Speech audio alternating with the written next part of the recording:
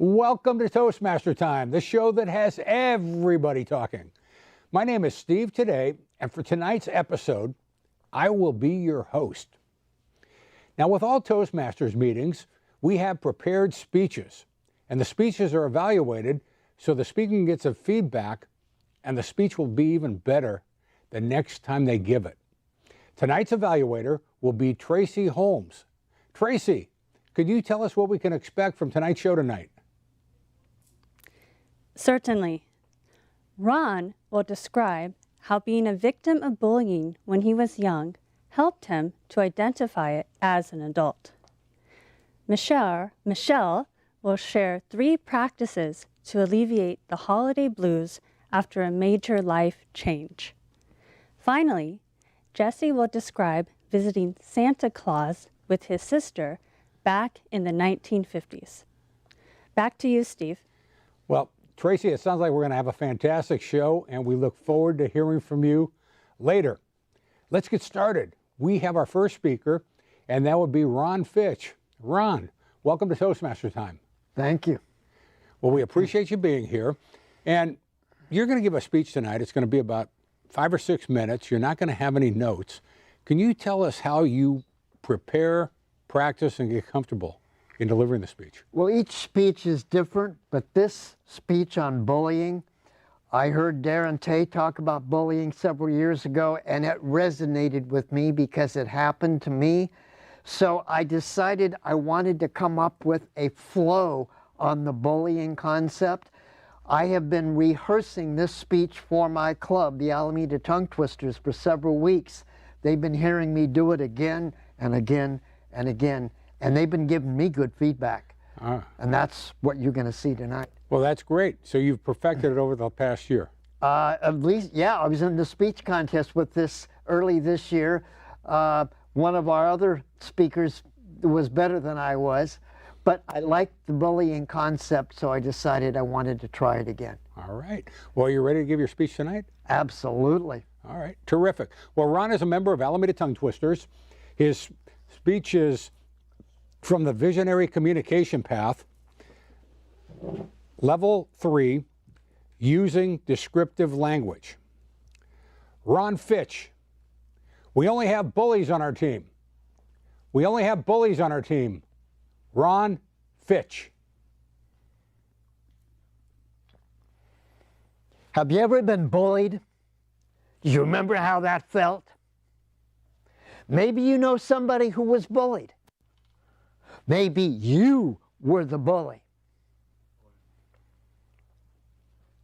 Fellow tongue twisters, last year, in the middle of a speech contest, I did a variation of this speech on bullying. In the speech, I tell the story of a meeting that we had at a company I used to work for where we used to chant, "We only have winners on our team." Unfortunately, it didn't come out right. It came out as, "We only have bullies on our team. We only have bullies on our team." Uh-oh, I blew that, didn't I? Well, thinking about it earlier this year, I realized that was the truth. Everybody on that staff, except for me, was a bully. The president used to call me into his office after we would chant, "We only have winners on our team," and he would tear me to shreds. He would say, "Ron, you're a screw-up in the industry," although he didn't use the word screw-up. "You're lucky to be working for me." I should have said, "What do you mean working for you? You don't own the company." Now that's bullying. But let me tell you how it started. Back in high school, I was always bullied. On the way home, a bully blocked my way through the gate. So I outsmarted my bully. I took the long way around, only to encounter a whole new pack of bullies, and one of them was a girl. Oh, wow. Well, eventually a friend of mine who really didn't like to see me going through all I went through, he said, "I can fix that for you." His motto was, "Bully me once, bully me twice, bully me 3 times, pay the price." So he took care of it. And then a couple weeks later at school, I got a visit from a police detective at the Livermore Police Department. Now, today we have a new form of bullying. It's called the internet. You can be bullied by people that you don't know who live in countries you can't even pronounce. The bullies in our world today, we have bullies like that Vladimir Putin guy and that Kim Jong Ding Dong guy. What's with that? A long time ago, back in the day, bullies like Julius Caesar were assassinated publicly for bullying privately. 100+ years ago, the bullies in the corporate world were corporate lawyers. Let me tell you a story about a man named Edwin Armstrong. You don't know Edwin Armstrong, but it's thanks to him that we have AM radio, FM radio, and cell phones, because he patented a lot of ideas. RCA decided they're going to use his ideas and not pay him for it. So he sued him. And they dragged it out for years and years and years, because they had a big pack of bullies and he had a couple of lawyers. I'll tell you how that story turned out in a minute, but first I want you to know a few things about bullies. Bullies are cowards, bottom line. They use big words, or big lawyers. They threaten you because they know that you will give in. Here's the bottom line. Edwin Armstrong didn't give in. He kept on going. But it wasn't working in his favor. In 1952, his final lawsuit against RCA, the judge was ruling against him all the way. Didn't look like he was going to win. Now, this is a man with principle. So what do you do when you know that tomorrow you're going to lose in front of a judge? Well, you want to maintain your dignity and your pride. So you do what Edwin Armstrong did.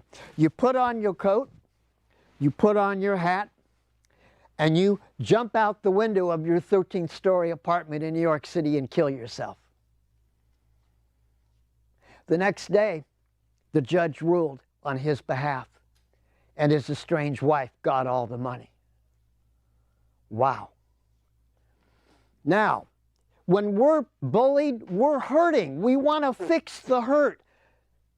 I'm going to give you a secret tonight, how to fix that hurt. The word is forgiveness. 2,000 years ago, a man named Jesus said, "Father, forgive them, for they know not what they do," just before they put him to death. When you forgive somebody, you're not saying that you forgive them, that it's okay for what they did. You forgive them to get them off of your shoulders. When you see bullying, and if you're being bullied, don't hide it. Go public on it. Bullies don't like it public.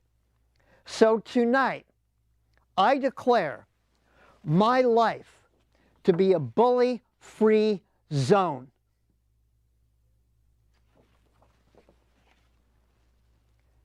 The way to end bullying is to stand up and speak out. I'm inviting you all tonight to stand up and speak out against bullying. Who's with me? Mr. Host. All right, Ron, what a fantastic message. Very moving. Tracy, could you give us your impression of the speech? I'd love to. Ron, you had excellent pauses. You had excellent use of the stage area. You also had an excellent prop. But what was most excellent about your speech was your conclusion. Yes, forgiveness is a great answer to a lot of the world's sin, including bullying. One piece of constructive feedback would be to think about it the other way. At the beginning of your speech, you mentioned, well, maybe some of you were bullies. Well, I'd like to hear what you have to say for them too. On one hand, you need to forgive But maybe some people also need to be forgiven. Maybe they can reach out. Back to you. All right. Well, thank you, Tracy. We'll hear more from you later in the show. Our second speaker is Michelle Peticolas, and Michelle is from Heart to Heart Toastmasters. Welcome to Toastmaster Time, Michelle. Thank you, Steve. Well, we appreciate you being here. You've been a Toastmaster for several years. Can you tell us what brought you to Toastmasters? James Jeffley. James Jeffley. I came to Heart Toastmasters because somebody invited me to come. And I didn't think I needed Toastmasters because I was already a speaker. I've been giving speeches for like 15 years. So I looked at the people there and I said, they're not as good as me. What do I need Toastmasters for? But then I saw James Jeffley speak, and he blew me away. He was humorous, he was engaging, he used the stage, he was funny. And then Cynthia Stott gave him stretch goals. I was blown away. I said, I can learn something from this. I want to speak like him, and I want to give evaluations like her. All right. Well, we can't wait to hear you speak. Are you ready to give your speech? I am. All right. Terrific. Well, if you go to the speaking area, I will introduce you, your message, and your title.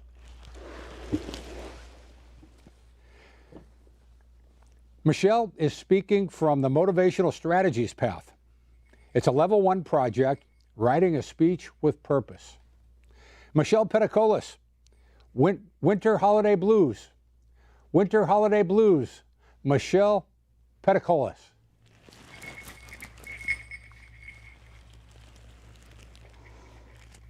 Have you ever struggled with the winter holiday blues?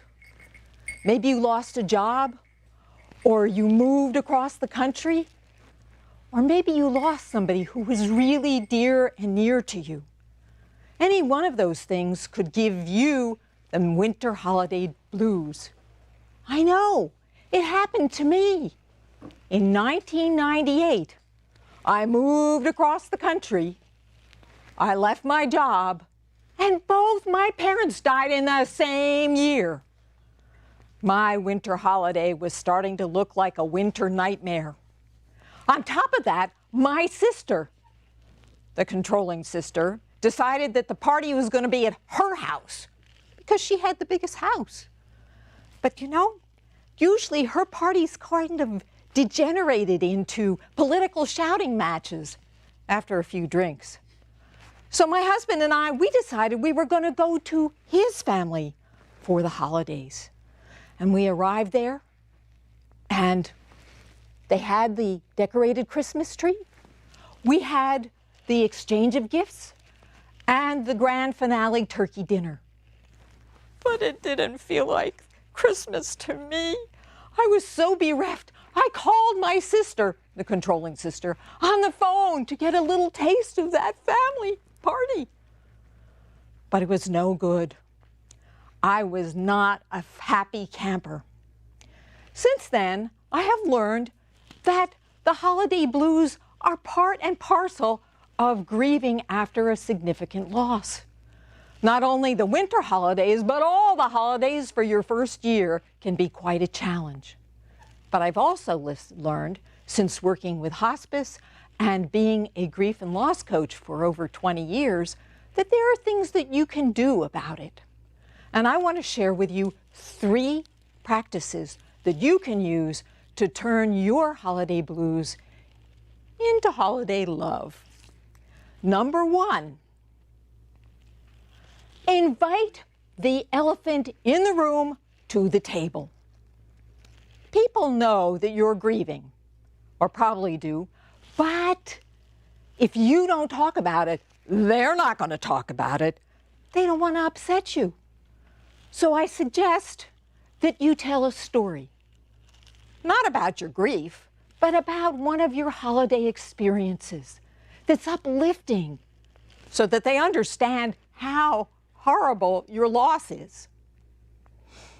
If I had done that, I would have made all the difference in the world. I might have actually started to bond with my new adopted family, and they would have understood what holiday meant for me. maybe they would have adopted some of my traditions. Number 2, be prepared. Have a plan, or else it isn't going to happen.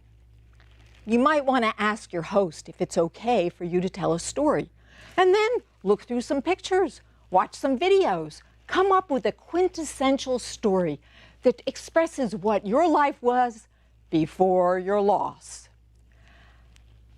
And if I did that, that would have been fabulous. Maybe some of the other members of the party would have shared their stories, and we could have felt all cozy and authentic and fun. But of course, when you share those kind of stories, you might expect some emotions, which is number 3. Allow your emotions, but don't throw them all over the table. You might want to have an escape plan, somewhere to go and hide away so you can cry in private. You know, like a empty room, or maybe the downstairs bathroom, or maybe outside in the backyard. And then, one more tip. If you have emotions that are kind of overflowing you, and you just listen and feel the sensations, and don't listen to your head and your stories, then your emotions will actually release in 2 minutes or less. I know, I timed it. And if I had done that, I could have been real, authentic, more myself, and not pretended that I wasn't grieving. And we could have bonded and had a great time. So if you are struggling with the winter holiday blues, or you know somebody who is struggling with the winter holiday blues, remember these 3 points, these 3 ways to change it. 1, invite the elephant to the table. Number 2, be prepared. Be a Boy Scout. Make your plan. Ask for complicity with your hosts. And finally, allow your emotions. Emotions need to move, but have an escape plan. And then your holiday will be more loving, more supportive, more authentic, and a holiday you will remember forever. Back to you, Steve. Thank you, Michelle, for the great, timely message. Tracy, what was your impression of Michelle's speech? My impression of Michelle's speech was that she was authentic and that she encouraged her audience to be authentic too during the holidays when they have some blues. Michelle had excellent vocabulary, excellent pauses, and she definitely used descriptive language. I like that she shared a personal story. It helped us to connect with her. And I also found it funny, interesting, and ironic how she ended up calling her sister because she missed her sister when she originally wanted to avoid her sister. For constructive feedback and a challenge, I would suggest pausing a little bit when she shared about the incidences that happened in the year that led to the holiday blues. She wants her audience to be authentic. Then pause yourself and be authentic and say, I was sad. Okay, back to you. All right, well, thank you, Tracy. And I am pleased to introduce our third speaker, and that will be Jesse Lucas. Jesse, welcome to Toastmaster Time. Thank you so very much. Well, we appreciate you being here. You're a member of ARPB Toastmasters, is that correct? That's correct. What brought you to Toastmasters? I was so shy. I mean, I was really, really shy. And I was scared to apply for jobs that required any kind of public talking. And a friend of mine actually dragged me to my first Toastmasters meeting, dragged me to my second Toastmasters meeting, and the third one I went by myself, and that was over 30 years ago. Over 30 years ago. Mm-hmm. You've probably served in different roles in Toastmasters. What's your favorite role? I love doing table topics, because that gives me an opportunity to bring out things that are interest to me or things that are on the theme of the meeting and get people's feedback. I like that. All right, terrific. And how have activities in Toastmasters helped you outside of Toastmasters? Well, I've been able to advance quite a bit career-wise. And my last job, I was a college professor. Oh. So it has really gone from a real shy to making presentations every day. All right, terrific. Are you ready to give your speech tonight? I sure am. All right, well, we'll let you get set up. I will introduce you, your project, and your title. Jesse Lucas is in the Dynamic Leadership Path, Level 3, Connect with your audience. Jesse Lucas, Colored Santa. Colored Santa, Jesse Lucas. To my young viewers, back in the 1950s, black people or African Americans were called colored people. Now, I was a young person in those days, and my sister and I and Dad and Mom, we lived on a mansion in the maid's quarters. My mom was the maid and my dad was the gardener. My sister and I looked forward to Christmas, especially seeing Santa Claus. One year, though, Mother announced that this year we were going to go see the colored Santa. I said, no. We want to see the white Santa at the department store. Mother said, we're going to see the colored Santa and that's it. Hours later, I'm in the line to see the colored Santa. And I said to myself, what is a colored Santa doing in the North Pole?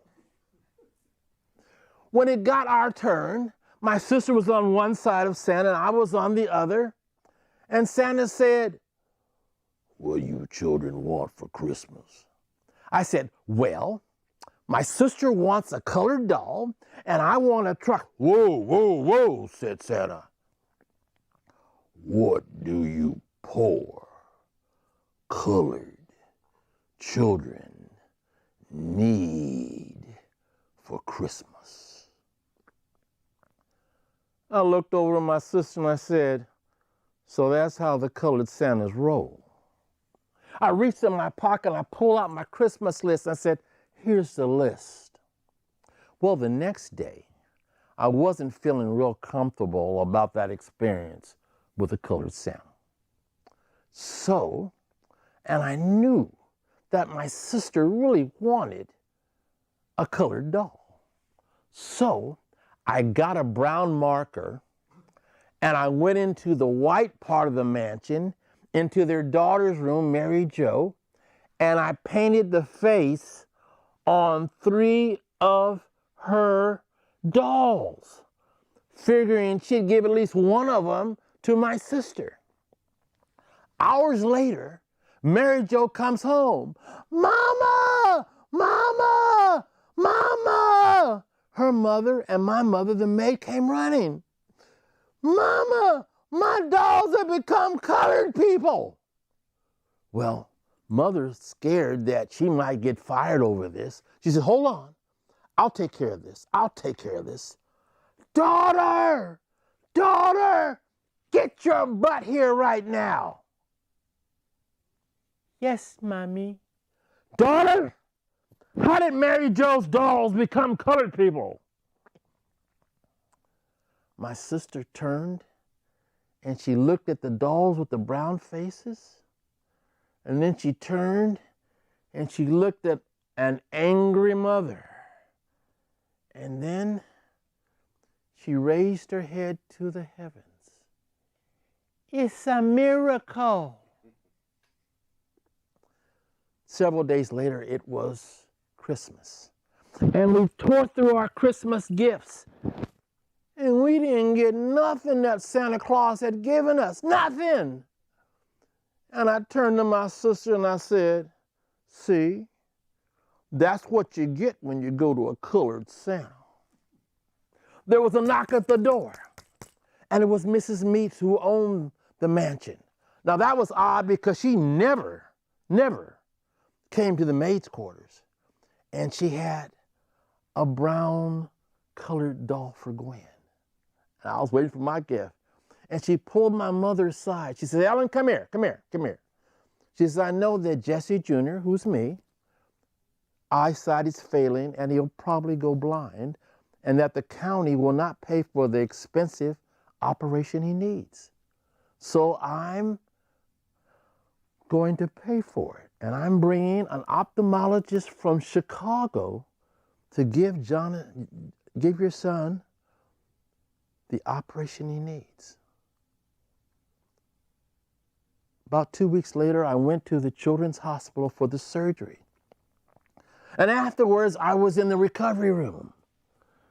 And they took the bandages off my eyes. And I opened my eyes. And I could see down the hallway. I could see detail on my parents' face that I'd never seen before. I could see colors that I never saw before. And my mother, she was sighing, oh, my baby could see. My baby could see. Oh, I'm so, Jesse Jr., what do you say now? What do you say now, Jesse Jr.? And I said, thank you, colored Santa. Back to you. Thank you, Jesse, for that wonderful family story. Tracy, what is your impression of the speech? My impression of the speech is that I'm nearly speechless, as I was so entertained. It was incredibly touching, incredibly personable, and quite miraculous. I like the contrast of talking about how you are at a mansion, only to mention that your parents were the maids, or the servants. I love the contrast of complaining about Santa, the colored Santa, and not being able to go to the white Santa at the department store, and not getting the things that you wanted and only the things that you needed, and being so disappointed on Christmas Day only to have your sister get what she wanted, and for you to get probably more than you ever would have imagined to ask for and wanted. I think it also demonstrates a lot of kindness and a bridge between the ethnic groups, that the owner would pay for your surgery. So it was very moving. All right. Well, thank you, Tracy, for 3 fantastic evaluations. And let's get to know you a little bit. What was it that brought you to Toastmasters? Oh, I needed to improve my communication skills. I had taught Sunday school for a church for a while, and I was comfortable there. However, I got promoted at work to be an analytics manager and had to present data to leadership. I was scared. It was a very different position than talking to children when you're talking to, like, the director or the executive. So I needed to gain confidence. All right. Well, terrific. Sounds like you've gotten a lot out of it, and we have had a fantastic show tonight. That's our show for tonight. We appreciate all of you who watch the show. We record in the San Francisco Bay Area. If you would like to know more about Toastmaster Time, please go to toastmastertime.com. Toastmaster Time is sponsored by District 57 Toastmasters. To find out more about District 57, please go to d57tm.org. And to find out more about Toastmasters in general, or to find a club near you, please go to toastmasters.org. We are grateful for the talented staff and volunteers at the Media Center in Palo Alto, and we appreciate our fine speakers tonight, Ron Fitch, Michelle Peticolas, and Jesse Lucas, and our incredible evaluator, Tracy Holmes. On behalf of all of us at Toastmaster Time, we encourage you to join Toastmasters and keep on talking.